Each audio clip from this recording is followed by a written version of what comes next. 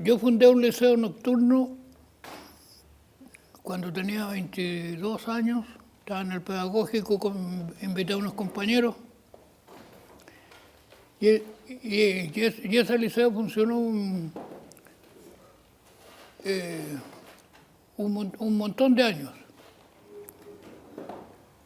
Después me fui a la Clara Estrella, que allá por el punto cuarto de los Estados Unidos y cosas, era fácil a través de una cooperativa tener una vivienda, así que le hicimos por autoconstrucción. Y después que terminamos ahí, la gente, en las esquinas, grupos parados, entonces, liceo nocturno, fundé otro liceo nocturno, que se llamó República Árabe Unida. Vino la campaña presidencial. Llamé a Aniceto Rodríguez, que era el jefe de la campaña, que tenía una oficina ahí en San Miguel en ese tiempo. Y le dije, mire compañero, yo cada vez que terminé alguna cosa por ahí, se me ocurrió fundar un liceo, hacer clases, y la gente venía. En este momento, ¿qué es lo que necesitamos? Aunar a la gente, busquemos algo, hagamos escuelas sobre el programa, o sea, programas sobre el programa de la Unidad Popular. Porque me habían dicho que andaban muchos técnicos y gente que sabía dándose vueltas y no hallaban qué hacer. Entonces yo le dije, ponga escuelas en los sectores, en la José María Caro, la Clara Estrella, que hoy está en Los Espejos, pero en ese tiempo formaba parte de la cisterna también. Pero en ese tiempo yo no tenía ningún cargo de nada, era un vecino más nomás. Lo más serio es referirse a lo que uno vivió, porque ahí no puede haber engaño. Y yo le digo que cuando yo estaba en tercer año preparatoria, todos teníamos que aprendernos un soneto a Caupolicón de Rubén Darío, que decía, es algo formidable que vio la vieja raza, arbusto de un tronco de árbol al hombro de un campeón salvaje y aguerrido, etcétera, etcétera. Y en la educación actual, yo trabajé en los últimos, fui director de escuela hasta el año 2003. Pero en ninguna parte aparecían los nombres de los araucanos, ni un espíritu nacional como el que había en aquellos tiempos. Vino el contagio de los modelos neoliberales. ¿Por qué? Los profesores, que son la base de la educación pública, se formaban en las escuelas normales. Las escuelas normales, los propios maestros veían qué alumnos podían reunir las condiciones necesarias para ser buenos profesores. Y ellos los llevaban y los becaban y los sacaban adelante. Luego, el Instituto Pedagógico de la Universidad de Chile era un formador serio, con académicos. Yo recuerdo haber tenido un profesor, un alemán,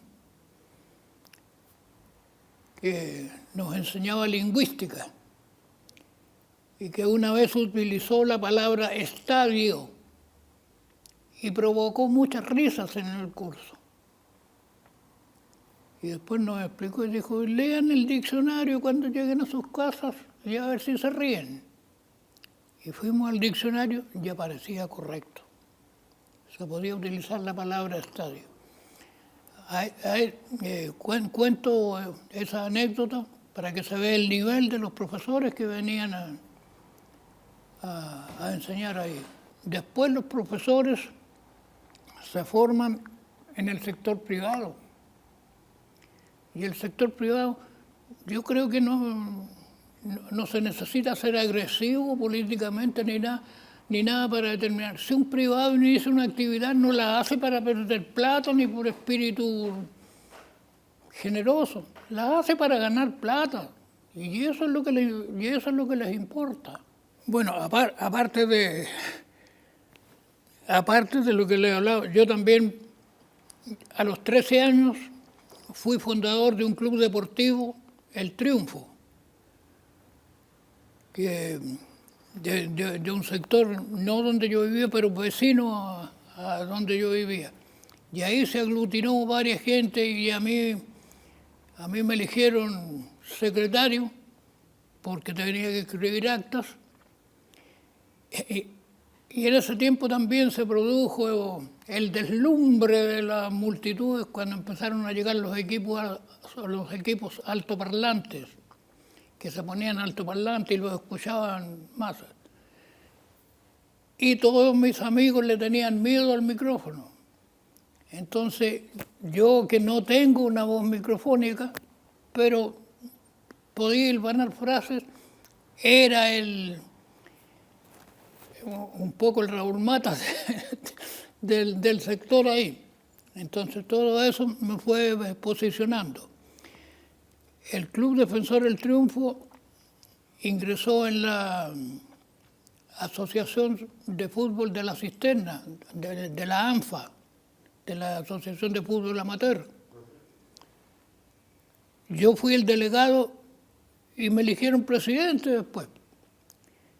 Entonces, yo creo que esas cosas fueron creando alguna base, porque aquí en Cisterna existía como una especie de consigna ineludible. Para ser alcalde hay que haber sido presidente de la Asociación de Fútbol. Porque aquí el fútbol era la principal actividad deportiva y social incluso. Porque el club que jugaba fútbol el día domingo celebraba su aniversario en el barrio, hacía sus fiestas íntimas entre sus propios socios. Era un factor de movilización sano en el 90% de los casos. Yo llegué ahí con todo ese aporte popular y durante la construcción de las casas, de que le hablaba de Nantes también, la cooperativa a la que yo pertenecía tenía 720 socios y me eligieron secretario. Entonces ahí tenían el contacto con toda la gente.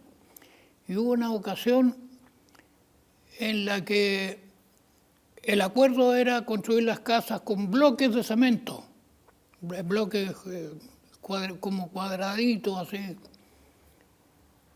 Y nos llegó una oferta de las que nunca faltan, de hacernos las casas de un material que los pobladores le decían chimpún, pero que se llama silpumex. Y había socios que trabajaban en la construcción. Entonces hicimos una concentración y los socios que trabajaban ahí le mostraron a todo el público, este es el chimpún. Y con un cuchillo cocinero lo rasgaban. ¿Quieren que de esto se hagan las casas? Obviamente que la gente reaccionó, se molestó. Y las protestas quedaban ahí nomás. Entonces yo llamé a un senador socialista que había en ese tiempo, que se llamaba Luis Quinteros Tricot. No sé si lo escucharon nombrar alguna vez. Y a uno que seguramente lo escucharon, un diputado, que se llamaba Mario Palestro Rojas. Hicimos la concentración y Mario Palestro enardeció a la gente y todos salieron más que archiconvencidos de que no se podía aceptar el silpumex que cemento o nada. Y Palestro ahí aprovechó también de señalar que había casas del plano grande, que eran un poco más grandes y otras más chicas, y las chicas tenían la entrada al baño un pasillo muy estrecho. Entonces Palestro dijo, aquí los arquitectos creen que los guatones no tienen derecho a ir a hacer sus necesidades. Entonces, claro. Y con eso graficó la situación que había ahí. Y como ustedes se convirtieron en una opción. O sea, ¿Cómo? ustedes pudieron convertirse en una opción para eso. ¿Cómo? Usted se convirtió en una opción en que le aseguraba a la gente que usted podía entregar una opción de concreto. Claro, la gente confiaba en mí y después O sea, fue no, por un tema de vivienda. no, claro, y antes de eso, el año 62, fui nombrado profesor en una escuela de la misma población. Entonces tenía mis alumnos, mis exalumnos, mi mundo estaba ahí.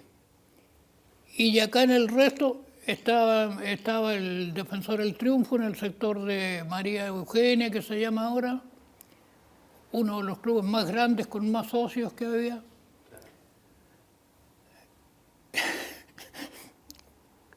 Y también tenía otra manera de posicionarme, que era con programas radiales, porque había un alcalde de derecha que después terminó en la cárcel, el Memo Rodríguez.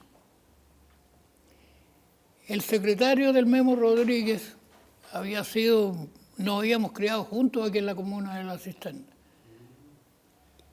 Y contrataron un espacio para hablar de la comuna, obviamente que para endiosarse ellos.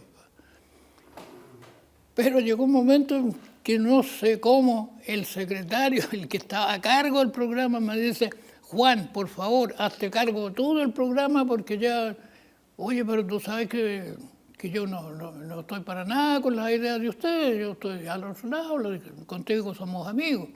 No importa que eso. Y dio la oportunidad de ir a entregar su argumento. Claro, y estuve 2 años, el programa era de la 1:30 a las 2, en una radio que estaba en la plaza, que estaba ahí en la plaza Ulner. Yo no recuerdo ni el nombre, había varias radios, pero era una radio bastante escuchada, no era la Sudamérica de aquí, era una radio de alcance nacional. El paradero 25, el actual Américo Vespucio, por ahí corría un canal a trajo abierto que lo llamábamos el matadero humano. Ahí moría gente ahogada, pero desaparecía la gente. ¿Qué fue de ello? Ahí se ahogó mi padre incluso. Y la desesperación del peligro que había ahí, ese bordeado de zarzamora, y no sé si ustedes saben que había un criadero de aves en los Landa. Entonces ellos botaban todas las aves que se morían por enfermedades o cosas, las arrojaban ahí al canal. Otras industrias de por allá, era una inmundicia. Cuando yo asumí en la municipalidad, una de las primeras cosas que hice, tal vez fui personalista en eso, pero yo tenía eso con el canal, y el ministro de Obras Públicas era Pascual Barraza padre, no el actual. Y me dijo, sabes que yo comparto plenamente con usted, compañero. Bueno, pongámosle entonces. Ya, pues me dijo, hable con tal o cual de su partido que están ahí en mi oficina. Bueno, cuento corto, a 1 año se abovedó el canal ese y ya nadie se acuerda de él. Qué bueno. Qué bueno. Esa es una de las grandes cosas. Otra cosa que me tocó resolver fue el recorrido del metro. Vino un funcionario del metro, un muchacho joven, y me dijo, bueno, vengo a pedirle su firma, dando el acuerdo a la municipalidad para perforar el terreno, para poder para poder excavar y construir el metro. Yo le dije, bueno, ya, a ver, ¿y cómo está hecho eso? O sea, me extiende el plano y me dice, el arranque para acá va a ser el primer tramo de Los Héroes a la estación Américo Vespucio Sur, ubicada en el 25.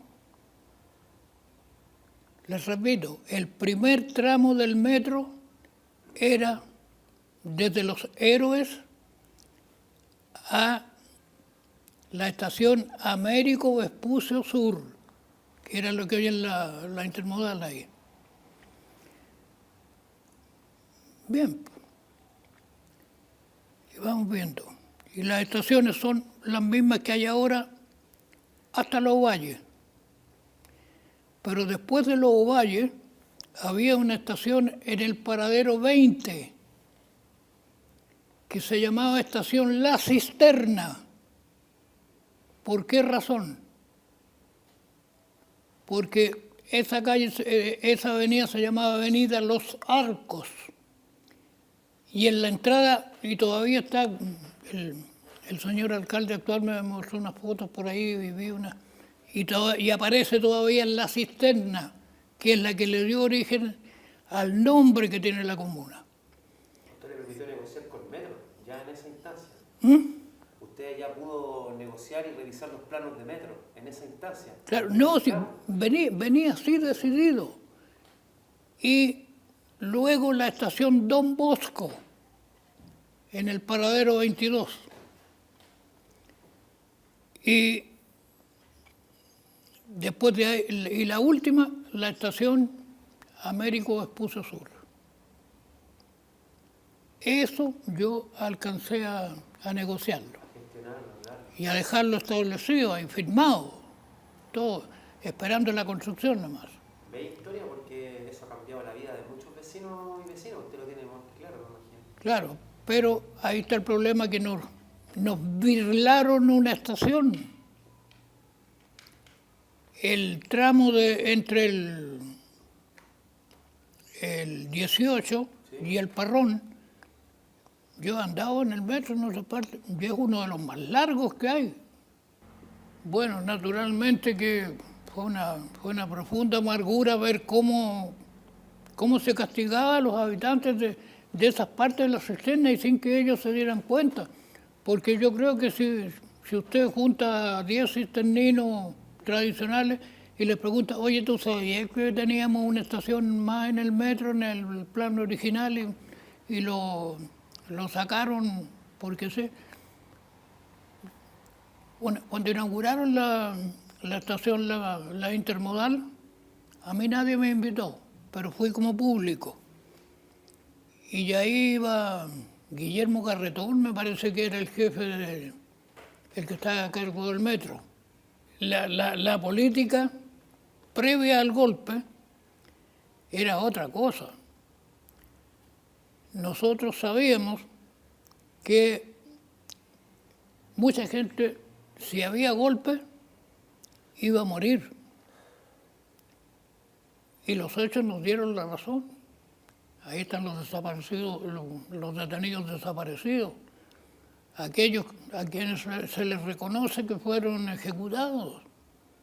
Ahí está Víctor Jara y cuantos otros que pensaban que se iban a entregar ingenuamente y después no se sabía más de ellos. Hasta ahora. Si todavía hay muchos nombres, que está el nombre, pero el cuerpo físico correspondiente no se sabe dónde está. Don Juan, ¿y a usted le permitieron gobernar? ¿Cómo? ¿Usted le permitieron ser alcalde durante la época o tuvo que irse inmediatamente? No, yo el mismo... una curiosidad que no les conté antes. Yo ya el 11 de septiembre tenía hora con el médico, un doctor Molina, ayudante de Raúl Asenjo, porque ya me había dado un sacudón cuando estábamos en una reunión del Comité Central del Partido Socialista en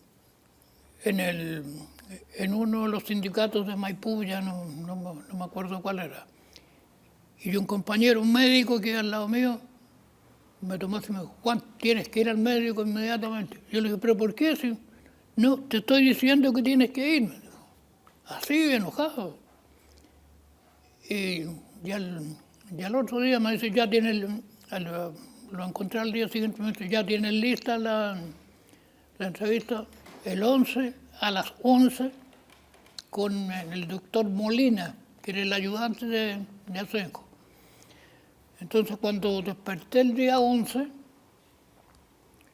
como a las 8, mi hijo Iván, que estuvo aquí conversando con nosotros hace unos pocos días, se iba a la escuela que estaba como a 3 cuadras de la casa. Y volvió diciéndome que los profesores nos echaron para la casa porque dijeron que había golpe de Estado. Entonces yo inmediatamente me levanté y llamé, yo era miembro del Comité Central del Partido Socialista.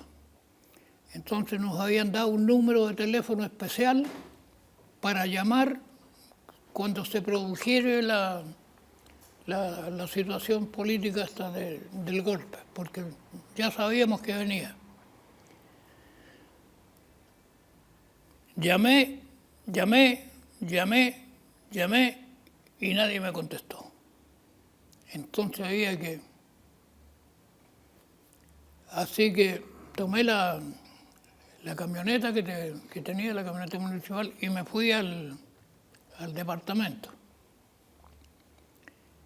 Y allá en el departamento todavía quedaban muchos elementos demócratas cristianos que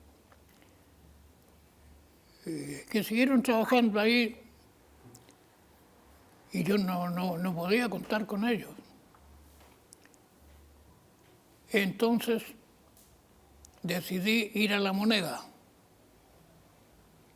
y partimos a La Moneda con el chofer. Y a la salida de la calle Pedro Aguirre Cerda ahí, había una columna de carabineros tapando el tránsito. Entonces, uno me dijo, no puedo pasar. Y yo le dije, bueno, pero es que yo soy alcalde. Y él me dijo, mire, me dijo, yo lo dejo pasar porque sé que usted es el alcalde y siempre tuvimos buena relación, en fin, pero le aconsejo que tenga mucho cuidado, me dijo. Ya, nos dejaron pasar y por ahí al llegar a la departamental había otra igual que la de acá. O sea, las comunas estaban también cerradas. Claro, y les digo, les pongo las mismas razones a las patrullas que estaban ahí. Y el carabinero me dice, mire, según las órdenes que yo tengo, ya debería haberle pegado un balazo a usted y haberlo dado a la baja. Así que haga cuenta que no me ha visto, usted se vuelta y vuelva a hacer antes que tenga que apretar el gatillo. Así que ante eso ya... Usted se da cuenta que las cosas habían cambiado para siempre. Claro, y ya los aviones se habían surgido los... Claro, y además la radio, ¿cuánto se llamaba hasta la... Magallanes, parece. Una radio que transmitió hasta como las 1:30 o 2 de la tarde. Y ahí estaban diciendo todo lo que ocurría. A las 3 de la tarde empezaba el toque de queda. Y a mí me dieron la 1:30, recorriendo, porque había un plan con los talleres que funcionaban en Los Espejos. El camino Los Espejos desde Ochagavía hacia varias cuadras allá, no sé si ustedes supieron, eso estaba lleno de pequeñas industrias, pequeñas actividades, era un centro de producción y que eran allendistas, pero entonces fui a ver qué pasaba con ellos. Y ahí me dijeron, miren, que habían quedado en traernos con qué defender, pero no ha llegado nadie. Entonces, en vista de eso, sin tener nada que hacer, lo único es tratar de salvarse, ¿no? Sabía que en mi casa no podía estar, así que yo había estado trabajando hasta 6 meses antes como director de una escuela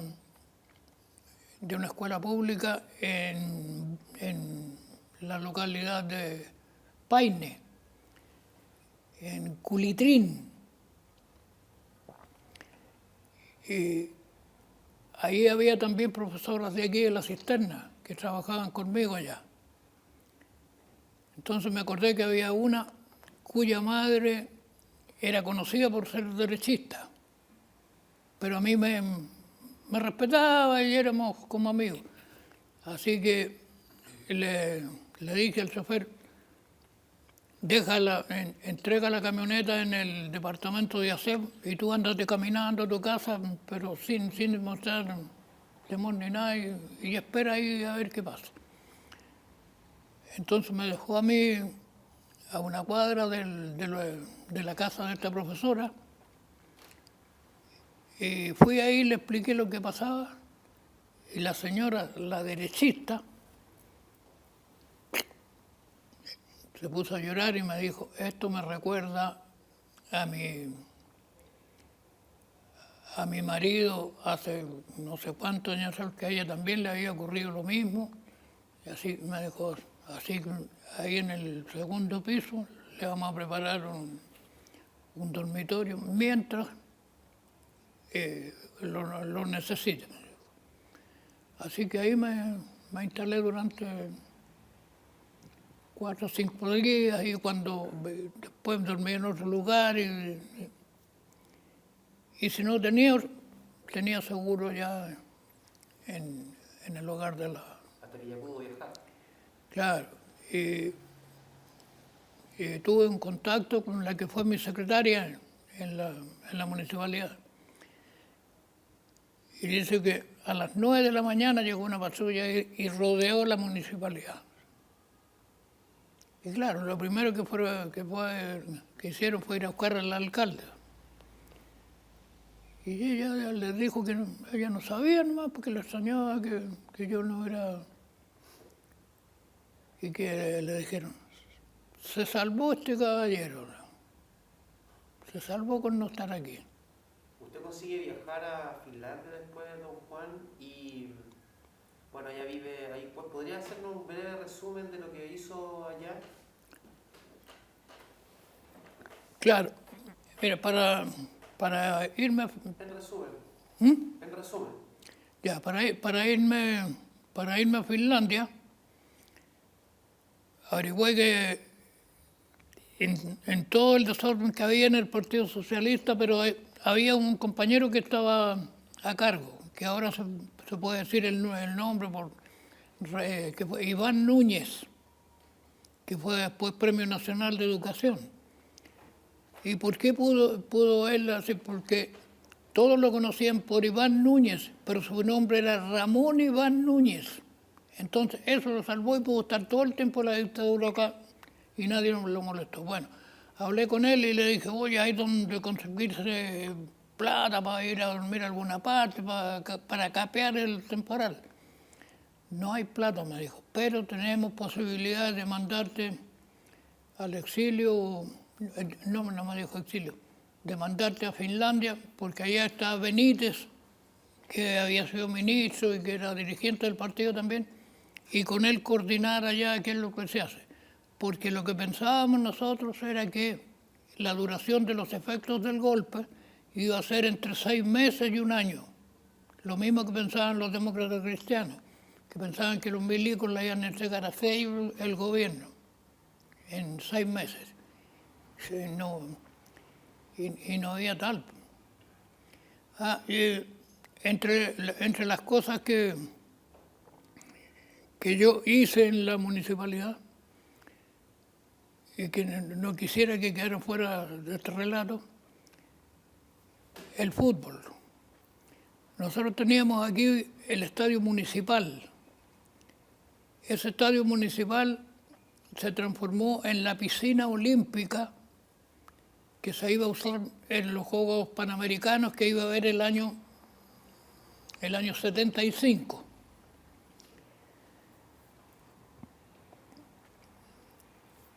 Y esa piscina funcionaba con trabajadores municipales. Hasta la 1 de la tarde era gratis para todos los niños de la cisterna, incluidos los espejos, el bosque, que pertenecían a la comuna.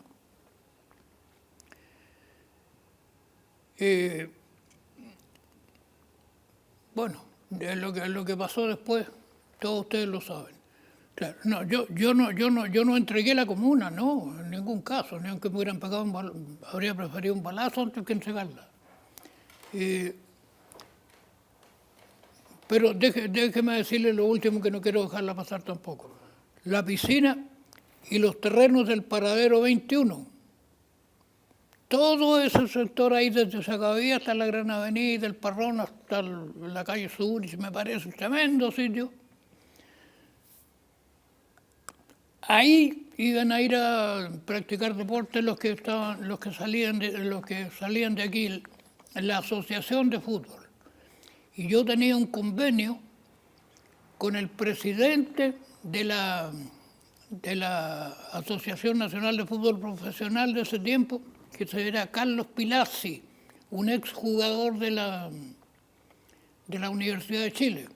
El acuerdo era: el equipo profesional que hace de local aquí es Magallanes, que ahora está de puntero en el ascenso. Es Magallanes, y cuando Magallanes juegue como visita, jugará la pareja de equipos de la comuna que sume mayor puntaje entre ambos, y de preliminar se jugará un partido de los juveniles que tengan la misma característica. Eso era lo que estaba acordado hacerse con la comuna. Después,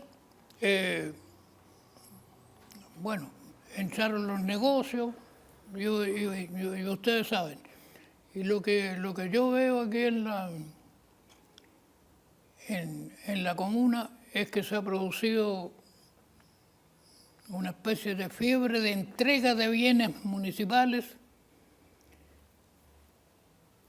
Aquí, esta municipalidad, esta alcaldía, está bien tenida, qué sé yo,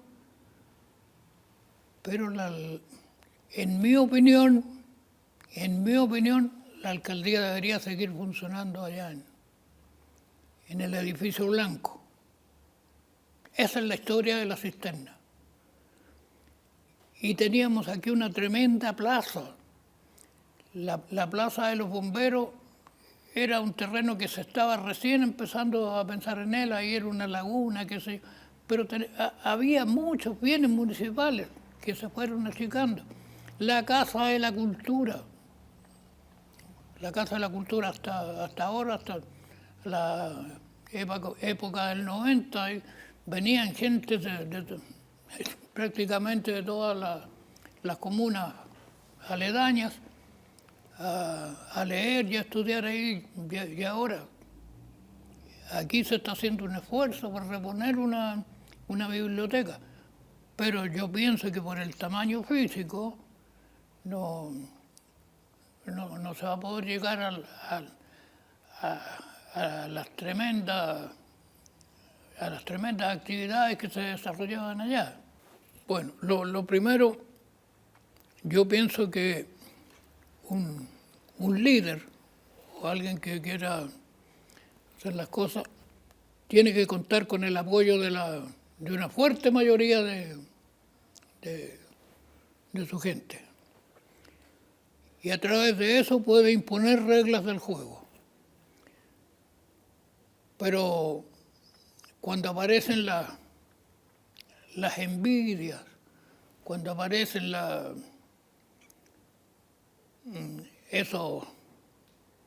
esas zancadillas que son tan propias de la politiquería, se complica mucho la cosa y es difícil pensar en que se va a lograr un desarrollo pleno. Pero yo viendo cómo están ahora, en este momento las cosas, pienso que se puede lograr, que vamos a mejorar bastante. No puedo decir cuánto, pero ya hay mucha gente que comparte esa visión.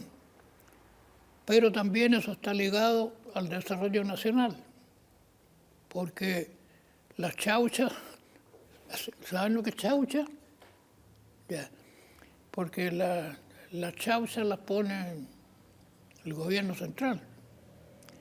Aquí, si nos batiéramos con los ingresos que se pagan a la municipalidad, quedaríamos muy cortos.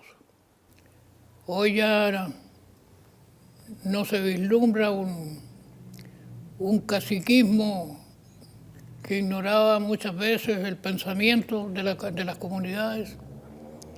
Entonces podemos tener esperanza. Pero si nosotros nos hacemos a un lado y esperamos que todo venga hecho, no participamos en los clubes de adulto mayor, en los centros de apoderados, en los clubes deportivos. Eso, el deporte es una actividad vital que hay que reponer. Sin eso se dificulta el camino. Yo creo que el timón está en buenas manos y podemos pensar en una navegación positiva.